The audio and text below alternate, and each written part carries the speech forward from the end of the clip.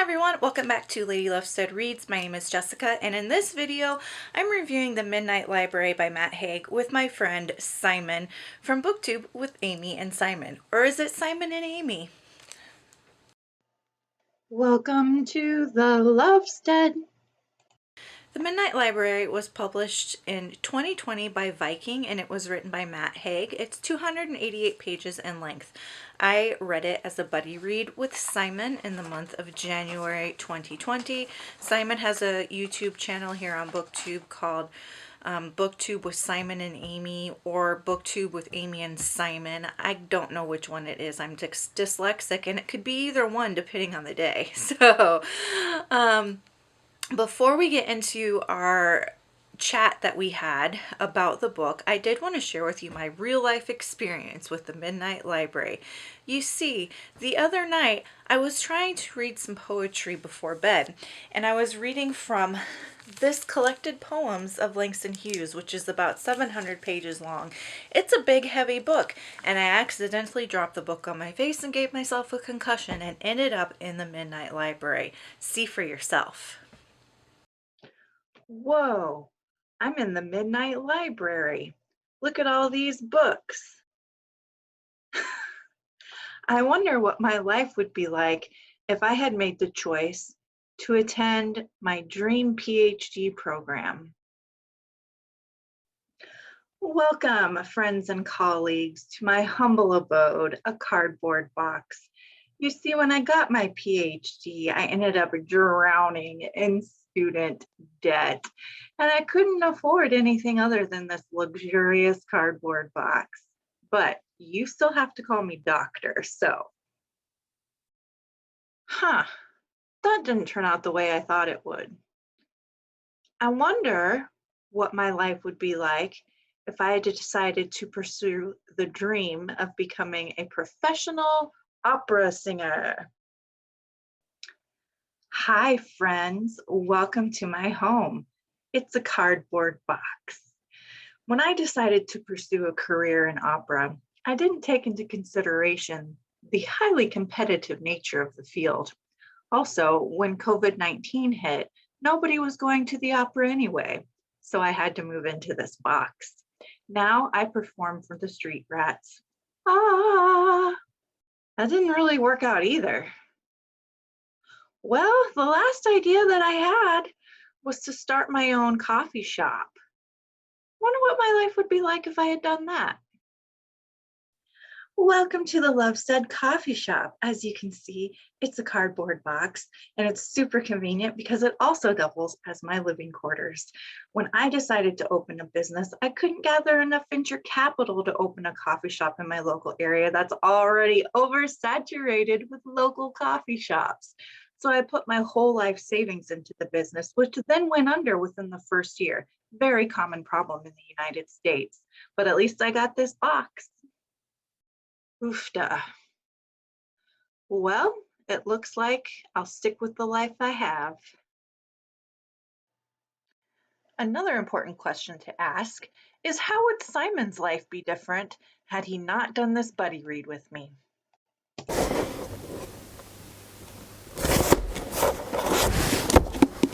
I'm living in a box because there was no one to read the Midnight Library with. And so, when I realised that it was atrocious, I had no one to rant at because Jessica wouldn't read it with me. And so I took out my frustrations on a client when they said they'd read it and enjoyed it.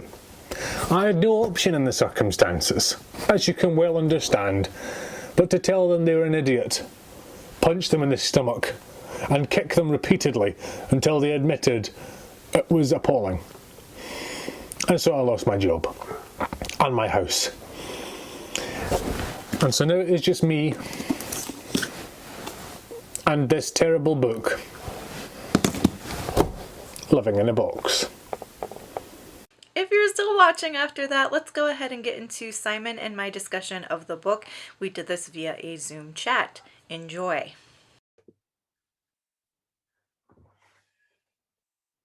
Okay, first things first, I've got you some entrance music. Ooh. Ready? No expense spared. Ready. Lovestead is a little old place where we can read together. Brilliant. That's great. Brilliant. So I was going to say we have, but to be honest, you have found the 10 most popular reasons people love the Midnight Library, and we're Yep. going to explain why they are all wrong. Correct. You're the brains of the operation. You've done all the work. I'm providing the jokes. One of us is going to fulfill our brief much better than the other. Stay tuned to find out which. All right. Before we get started, though, I do want to give a shout out because it's February 1st.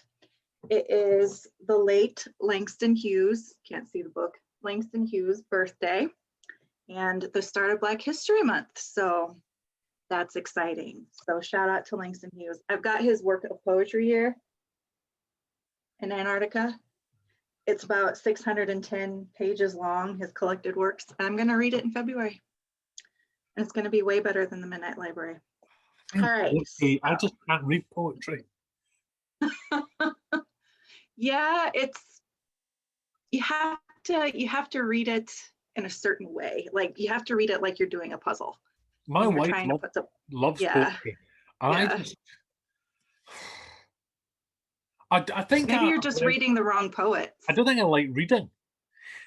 The more I review books, the more I come to wonder if I actually enjoy reading at all. It's a good question. Ah. And of course, Speaking of our enjoying famous reading. poet is Robert Burns, who is probably my least favourite of all time. Poor guy. He wrote a poem about toothache that was more painful than toothache.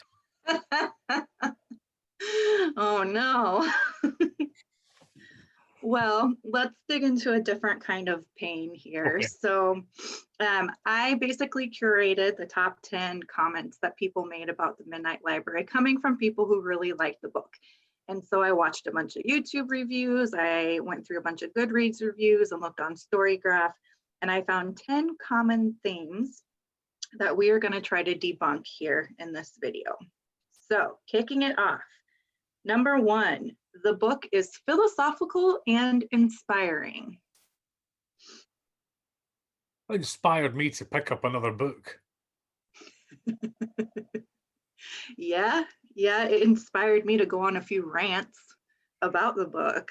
I mean, I guess the big problem is with the philosophy, she gets to choose this other life, and she remains in this life until she's disappointed. And obviously, the point that Matt Haig is making here is every life is full of disappointment, and that's true. But if you were homeless and on the street, and then you got transported into a life when you were bidding on your 75th Ferrari and got outbid, that would be disappointing. But it's not an equitable disappointment. So, right. You yanked back to the library, whatever the reason for the disappointment. And in reality, some of those lives are objectively better than the others. So really what I'm saying is all lives are rubbish, so stop moaning about yours, but some lives are definitely worse than others. Absolutely. And another philosophy that I think he tries to touch on here is that maybe folks who commit suicide really don't want to die in the end. But the problem with this book is I think it would have been better if Nora had died.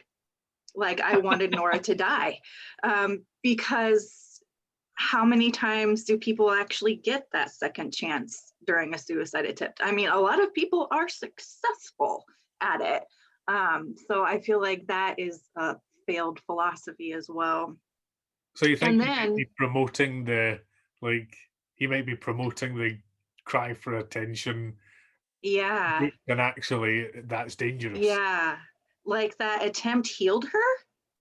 And and a lot of times it doesn't heal. A lot of times it kills you. So yeah, I think that's problematic. I also noticed with her philosophy that Nora does, because she studies philosophy at the university, rather than actually engaging with the philosophy, she just name drops like Robert Frost, Nietzsche.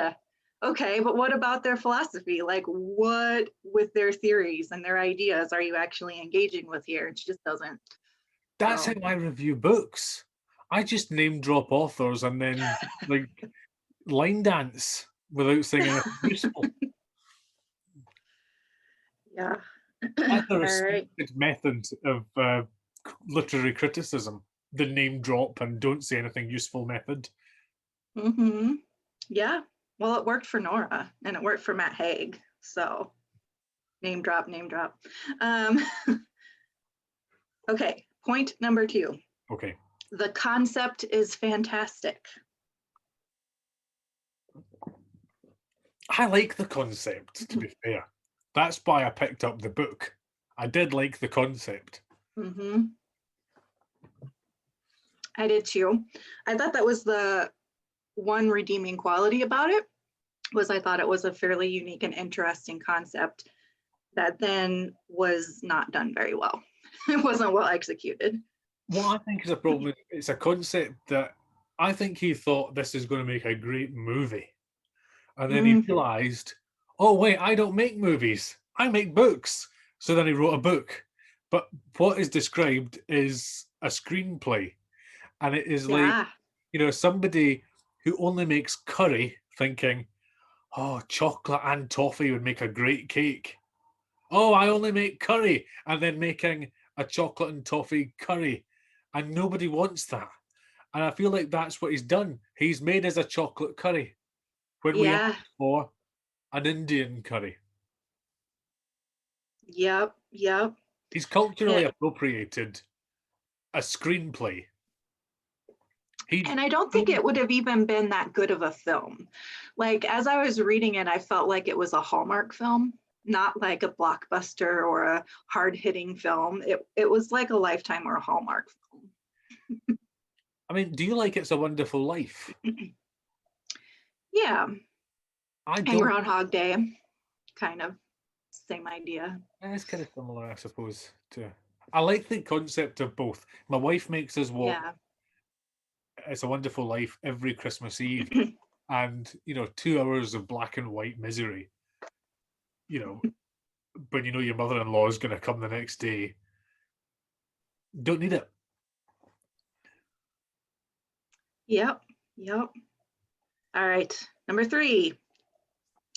He explored the question of what is the best way to live?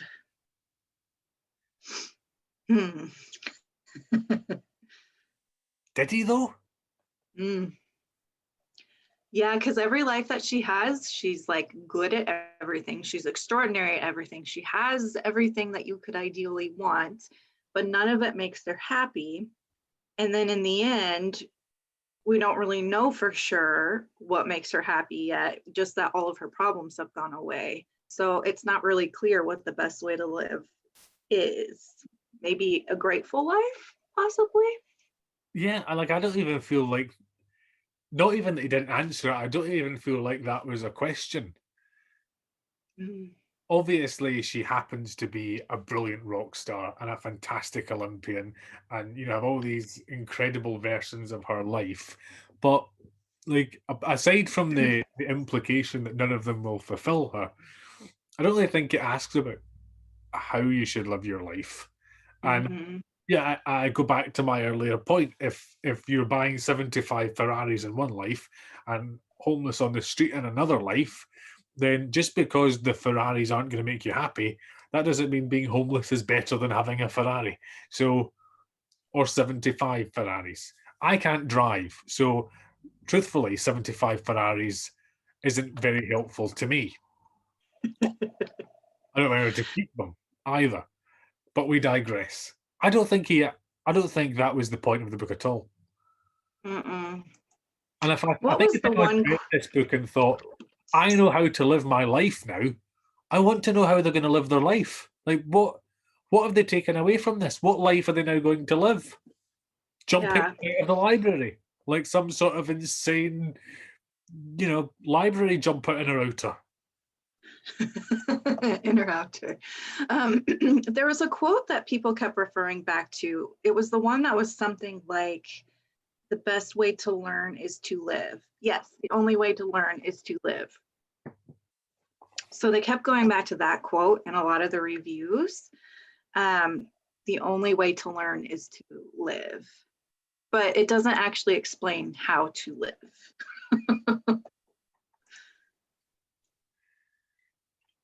Yeah, Mhm. I think you said when we were doing this buddy read that it is like it's a bunch of motivational posters. Yeah. I think there's actually a point that comes on to talk about this, so I maybe shouldn't say this now. We can cut this out if we come to this. But I'm sure you said that it's just like reading a bunch of motivational posters all stuck Mhm. together, one after the other, and you're absolutely Yeah. right. That's what it's like. But none of this is practical. Like it's all like when you see live, laugh, love on somebody's wall, like fantastic, live, laugh, Mhm. amazing. But when you've got a leaky ceiling, it's not very funny. Well, to be fair, I usually just laugh at everything that goes wrong because usually it's quite funny for everyone else. Yeah. Yeah, it did feel like he was just shoving motivational posters down our throat rather than getting into any real interesting questions about life or giving any real practical advice about how to deal with depression. It was just motivational quotes instead of saying, go to your doctor, try out different medication, go to There's no, therapy, there's dig no through the issues. introspection. Yeah, you're right. Like there's no introspection at all. There's no character development. Nora just goes into every life, comes back out, and then goes, "Well, that was rubbish. I don't want to pick another book." And then goes, "Pick another book. Don't want to pick another book. Pick another book. Don't pick another book. Pick this book. I picked this book. Oh." Yeah, pretty much. You're Okay. expecting a much more intelligent, highbrow conversation than this, weren't you? No, no. I don't think the book warrants highbrow intelligent conversation. If you had uh, come on a call expecting a highbrow conversation with me, then the problem is with you. You should know. All right. Number 4. His experience with depression makes this book more meaningful. This was my biggest issue with this book is that, and I went on a rant to you about this, but he doesn't illustrate depression at all the way it needs to be illustrated. Basically, the way Nora's depression is resolved is that all of her external issues are taken care of. Like she mends the relationship with her brother. She goes and visits Mrs. Elm. All of these external things are taken care of. But when you have depression, your life could be absolutely perfect and your depression is still going to be there. If you have bipolar disorder, you could have all the things you could possibly want in your life and your bipolar disorder is still going to be there because it's an internal issue. It's not an external issue. And so the fact that he portrays it that way, that like once your external issues are corrected, then poof, your depression is gone. That is so damaging. And it infuriates me because he has such a following of people who look to him specifically for mental health issues because he's written about his own experiences with it. And I think one of the reasons that people love this book is because it gives them permission to be like, just think positively, just go talk to your friend. Like it gives it a simple solution to depression rather than illustrating the hard reality that you've got to go through 5 or 6 different med changes. You have to really dig into some of your deep-seated traumas and issues and work through those. You have to do the work to do it. You have to see a therapist. Like it just makes the solution so simple. And I think that's so damaging to the entire mental health community to portray it that way. And see. No, 100%, 100%. I came into this knowing 2 things about Matt Haig. One, he's a brilliant storyteller. I've read books of his before that I've enjoyed, and his mental health awareness credentials. And obviously last year in the aftermath of Caroline Flack committing suicide, I don't know how far that traveled across the pond, but one of our kind of media personalities took her own life at 40, and there was a big movement to be kind to each other. And Matt Haig had a book called Reasons to Stay Alive, which I'm sure you've come across. And so lots Yep, of I've seen that one. businesses were buying it for for colleagues and for clients, and so I really expected so much more. I mean, I don't really think I can say anything better than you just summarized it. You're bang on the money. And in every life she's got these pills, which implies that these alternative lives don't cure her mental illness, but neither do these external things being resolved, like you said. And it almost blames people that are still living with mental health conditions for not resolving their external issues or not thinking about it in the right way. But some people will live and struggle with mental health issues for their entire life, and they never go away. And I just think it cheapens it so much. And I understand that, in a way, it's a plot device because he wanted her to be suicidal, and that's what kickstarts the plot. But it's not like It's a Wonderful Life where he just basically has a really bad day and just kind of snaps. That this is supposed to be the outworking of a mental health emergency, and that's just not how it works. It was just a whole bunch of inconvenient things. Her cat died, and then she was like, "Oh well, might as well." Whereas, books like Eleanor Oliphant is completely fine. She was completely fine. She was going about her life to all. She seemed absolutely fine. There was no particular trauma that she was dealing with at that time, sort of a fresh trauma. And that was so much more authentic because you saw her total collapse. And then also, what I liked about that book was the gradual emergence after the crisis point. She Yeah. was just fixed overnight with this light bulb moment that, oh, I just need to be happy and now I'll be fine. But there's actually this healing process that goes on for an extended period, and she's not even fully healed at the end of the book because it's something that she has to keep living with. Whereas Nora Yeah. just is fine, and that isn't how it works. And I think that it would be damaging for any author, and then one who is known for being such a mental health advocate, it is 10 times more damaging for that Yeah. to be. Absolutely. I mean, that's for me what made me give it a 1 star. So I ended up giving this a 1 star review. It was initially about a 2.5, but by the time I finished, I was like 1 star because he has so much influence and this was just really irresponsible. I think too, he doesn't illustrate relationships and how relationships would work around mental illness. So like when Nora goes back to her root life, then she just makes a couple phone calls and those relationships are healed. Whereas a lot of times relationships with people who have mental health issues are very complicated and it's going to take a bit more work than that for people to all of a sudden be like, yes, I want you back in my life. Because it sounds like from what we know of Nora before her suicide attempt, she's kind of a crap person. Like she's not very nice to people. She's not responsible. She lets people down a lot. And people aren't just going to automatically be like, oh, you tried to kill yourself? Well, I'm back on board 100% with you now. It's not realistic. Like it's much more complicated and a longer process than what we actually saw in the book. Which goes back to your very original point of this commoditizes a suicide attempt as a means to sorting things out. And if you put the two together, like a way of getting sympathy and absolution, and that's, it's a dangerous game to play, and people might feel sorry for you, but you might also be dead. Yeah. And it will also drive people away because there are people who will say, wow, I can't handle that. Like, I can't handle that. I can't handle you. We're going to split ways until you're able to take care of yourself. And so I just think, yeah, that wasn't portrayed at all. All right, that takes us on to the next point pretty nicely. So 5, the characters are lovable and relatable. I actually did quite like the librarian. Yeah. And I liked her neighbor, her elderly neighbor. He's not in it enough. Yeah. But I didn't find any of the characters hugely. You didn't get to know any of the characters. You didn't even really get to know Nora. I don't feel it was so descriptive that you didn't really. I didn't connect with any of the characters whatsoever. Who connected with these people? I connected with the cat because I'm an animal lover. And Voltaire kept coming back in those lives. So there's I that. like cats. I think cats are there's something conniving about a cat. Oh yeah, but that's part of why I love them.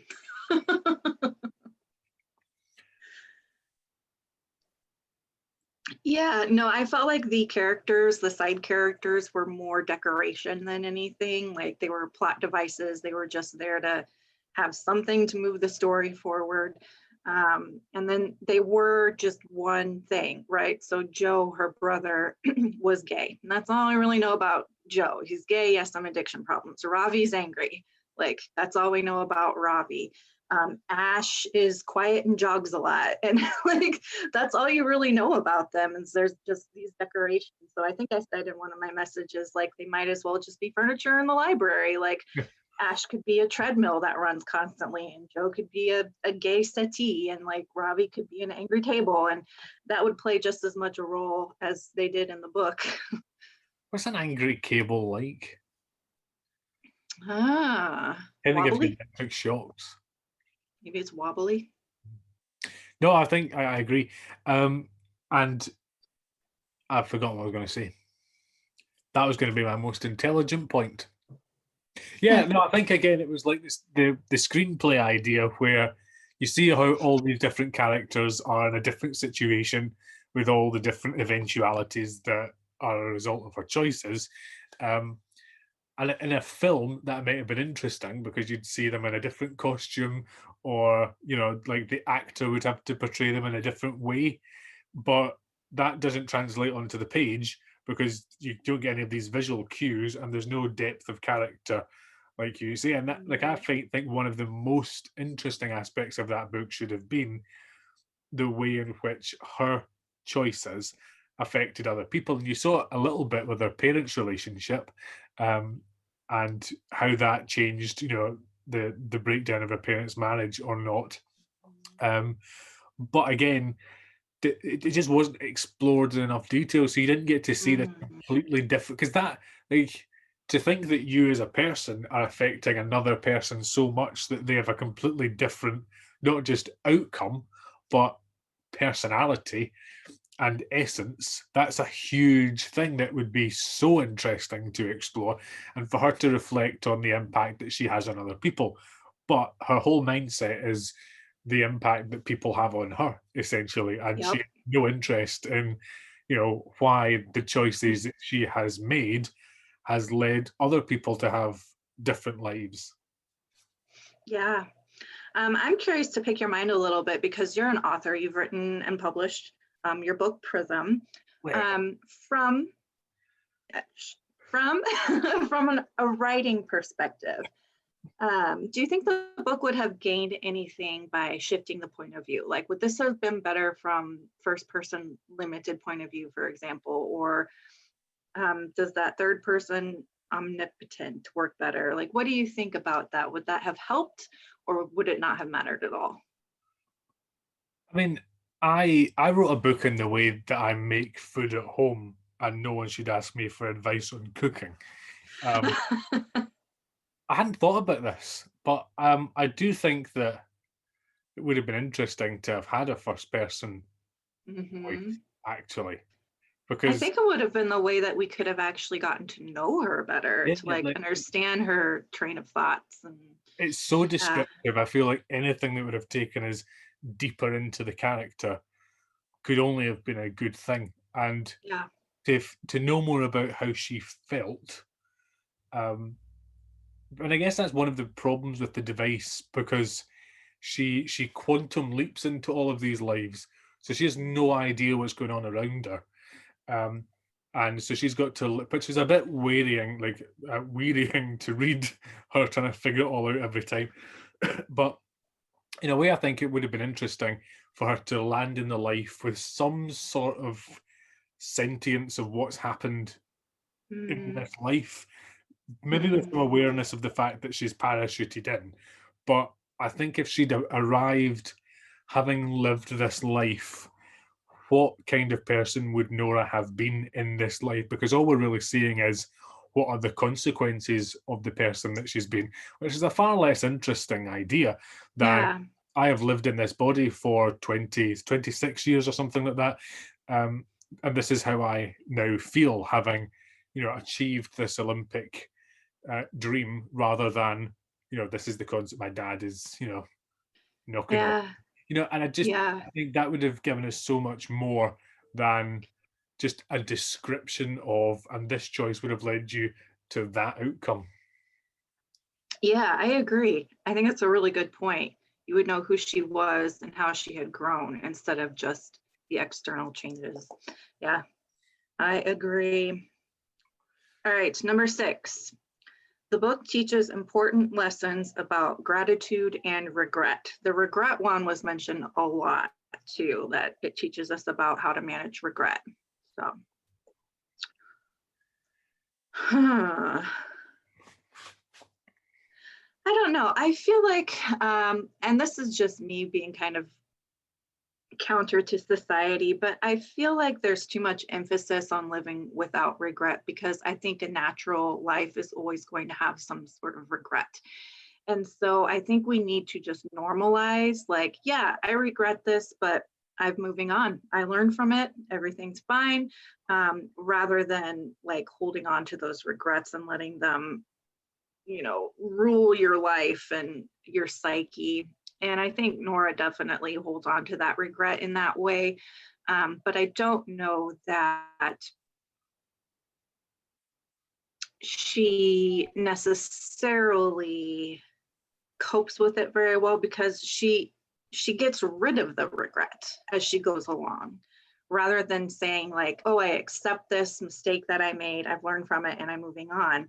As she goes along in each life, and learns these different things and how they might have been, like when she learns about her cat didn't die because she didn't care for it correctly, then that regret leaves her book of regrets. So rather than coping with regret, she's just erasing them. Yeah. Yeah, no, that's a good That point. was my perspective. I thought about it from the other perspective of, she learned if she'd made alternative choices, her friend would have died. And so she's now Yeah. pleased that she didn't make this alternative choice, because this alternative bad thing didn't happen. But that is like, Yeah. nobody is going to get to know that sort of information. So Mm-mm. that teaches you nothing. Like, say Yeah. if you went out tomorrow and knocked somebody over and killed them, you're never going to be in a position where they say, oh, don't regret it, because actually if you'd stayed at home, you'd have caused a gas explosion and killed 10 people. It doesn't Right. work like that. So Right. what have you actually learned? There's a fine line between letting go of regret and then living life with uh, no awareness of the consequences of your actions and the impact that you have on people. And if you think about the situation we're all in now, imagine if everyone was walking about without face masks on. Oh, I'm not going to regret it. If people die because I'm not wearing a face mask, well, there's no point in living with regret. If you take it to the extreme, then Yeah. civilization breaks down. There has to be some sort of personal accountability for the choices you make. And Right. the impact that has on people. That doesn't mean you self-flagellate for the rest of your life either. You have to learn to No. make peace with your decisions, but part of making peace with that is accepting those consequences rather than Yes. jettisoning them or pretending that they didn't exist. Yes, exactly. Like we have to have those kinds of regrets to really grow as people. And honestly, if someone has done really something really heinous, like they've murdered someone in cold blood, they should regret that the rest of their life. Like Depends they who it shouldn't get is. to go to the midnight library and just have it erased. Depends who it is, to So be fair. yeah. Huh? Depends who it is. I suppose. If from you comes to life, I will kill her in cold blood and feel no regret. Fair enough. Okay, and then the Peaches are supposed to represent sincerity. The colour peach are they? is supposed to represent sincerity. That was in Shuggy Bane. And I find it ironic that Peach from You is the least sincere character ever created. Yeah, yeah. Peach and Nora would get along. I regret things all the time. I regret every single time I sing on YouTube. And I never learn from it. So I am an example of what can happen if you don't, face up to your regrets. Stop singing. Yeah. Yeah. So then the other portion of that point was gratitude, that it teaches us about gratitude. I don't really see I it. mean, maybe. I don't get it. You don't get it? I don't think Nora learns gratitude. I don't think that's something she takes away from the story. Yeah, I think it's something people might be projecting onto the story because they put themselves into Nora's shoes and they realize, oh, had I just been grateful for my life. I was grateful it wasn't a very long book.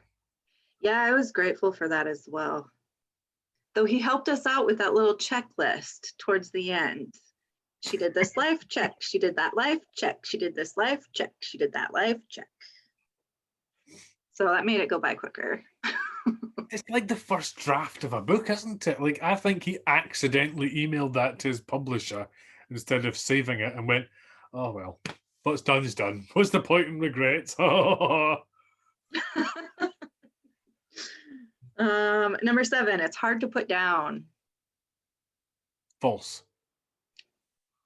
Yep, lies. They lie. Number 8, the book will help you cope with quarantine. False. Well, I mean, it wasn't a difficult book, and it wasn't particularly heavy given the subject matter, which in itself is problematic, as we've discussed. But I mean, yeah, fair enough. It passed the time. It was a relatively light book to read. It wasn't difficult. So yeah, the prose was really easy, really clear. It gave us something to gripe about. So there's something that. to moan about that wasn't, that wasn't COVID. My feet are cold because I've forgotten how to put on socks. All right. Number 9, his writing has many quotable passages. Yes, because he's using motivational posters. Yeah, that's exactly it. Like, it has been written to be quoted. Yep. Oh, I think I mentioned this in one of our chats that it's almost as though he's trying to tell you it's profound instead of just letting it be profound. So of course there are going to be plenty of quotes. Okay, number 10, and this is the last one, the ending is moving.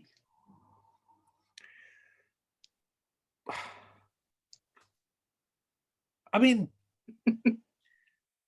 in no way, on no planet, under no circumstances could that have been described as a moving ending.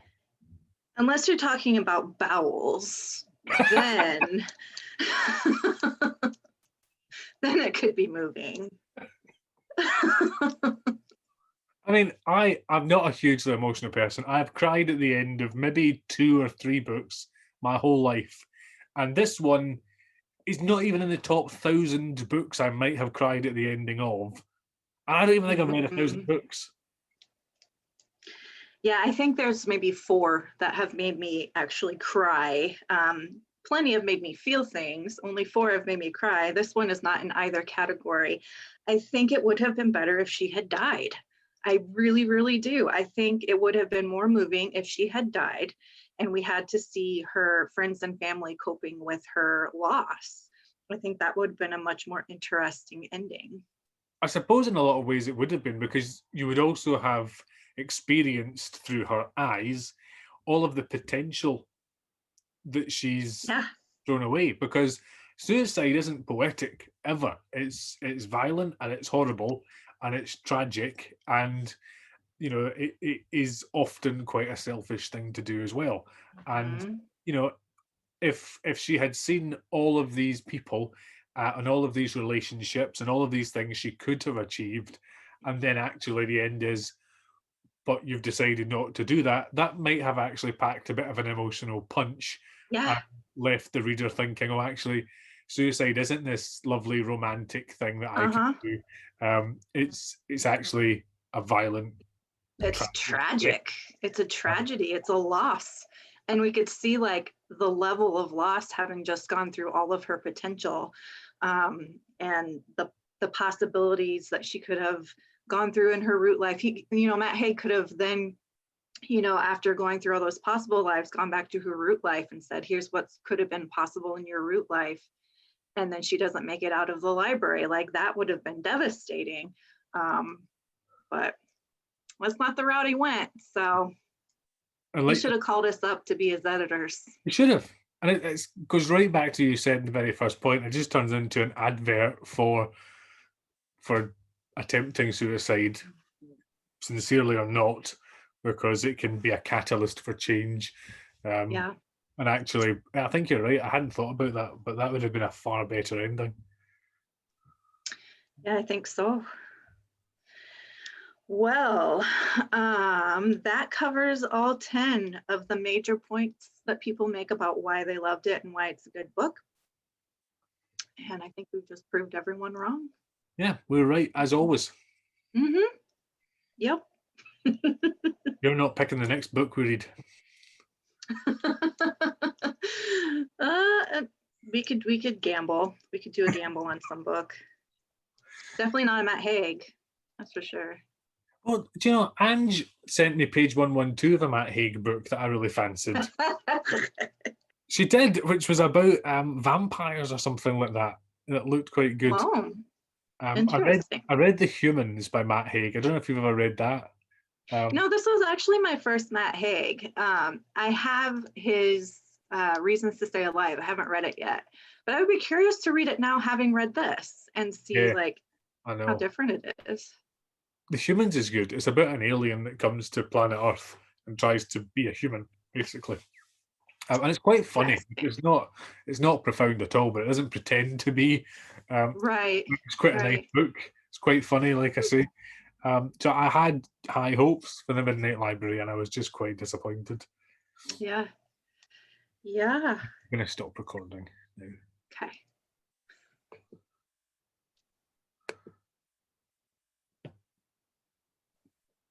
Where's the stop button? Oh, there we go. All right, that's it for today's video. If you made it this far, comment down below with a snowflake emoji. And until next time, make sure that you continue to read good books, drink good coffee, take care of yourselves and each other.